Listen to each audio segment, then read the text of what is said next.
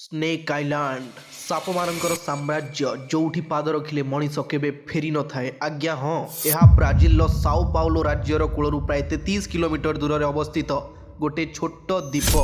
ଏହି ଦ୍ୱୀପଟି ପୃଥିବୀର ସବୁଠାରୁ ଭୟଙ୍କର ଓ ବିପଜ୍ଜନକ ସ୍ଥାନମାନଙ୍କ ମଧ୍ୟରେ ଗଣନା କରାଯାଏ।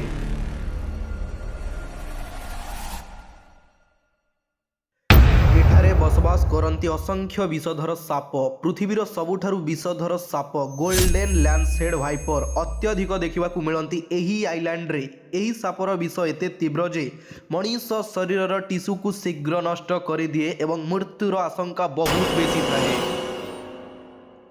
ବୈଜ୍ଞାନିକମାନଙ୍କ ମତ ଅନୁସାରେ ପୂର୍ବେ ଏହି ଦ୍ୱୀପଟି ମୂଳଭୂମି ସହିତ ଜଡ଼ିତ ଥିଲା। ସମୁଦ୍ରର ସ୍ତର ବଢ଼ିବା ପରେ ଦ୍ୱୀପଟି ଅଲଗା ହୋଇଥିଲା ଏବଂ ସାପମାନେ ଏଠାରେ ଅଟକି ପଡ଼ିଲେ।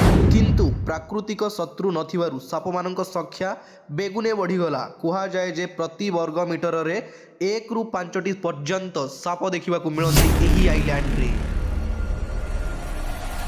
ସ୍ନେକ୍ ଆଇଲ୍ୟାଣ୍ଡ, ଆଜ୍ଞା ହଁ, ଯୋଉଠିକି ହଜାର ହଜାର ବିଷଧର ସାପମାନେ ଏଠି ବସବାସ କରନ୍ତି। ଏବଂ ଆପଣଙ୍କ ମନରେ ପ୍ରଶ୍ନ ଆସୁଥିବ, ଏଇ ସାପମାନେ ଖାଆନ୍ତି କ'ଣ?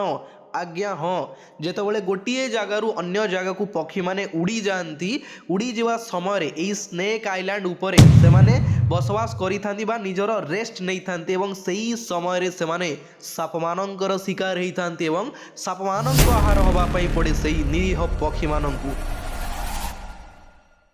ଏବଂ ଏହି ଦ୍ୱୀପରେ ମଣିଷ ବସବାସ କରନ୍ତି ନାହିଁ। ବ୍ରାଜିଲ ସରକାର ଏଠାକୁ ସାଧାରଣ ଲୋକଙ୍କ ପାଇଁ ପୁରାପୁରି ନିଷିଦ୍ଧ କରିଛନ୍ତି। କେବଳ ନାଭି ଓ ବୈଜ୍ଞାନିକ ଗବେଷକମାନେ ବିଶେଷ ଅନୁମତି ନେଇ ଯାଇପାରନ୍ତି ଏହି ଆଇଲ୍ୟାଣ୍ଡକୁ, ଯେଉଁଟାକି ଭାରତର ସବୁଠାରୁ ଆଶ୍ଚର୍ଯ୍ୟଜନକ ଓ ଭୟଙ୍କର ପ୍ରାକୃତିକ ସ୍ଥାନ ଭାବରେ ପରିଚିତ ସ୍ନେକ୍ ଆଇଲ୍ୟାଣ୍ଡ।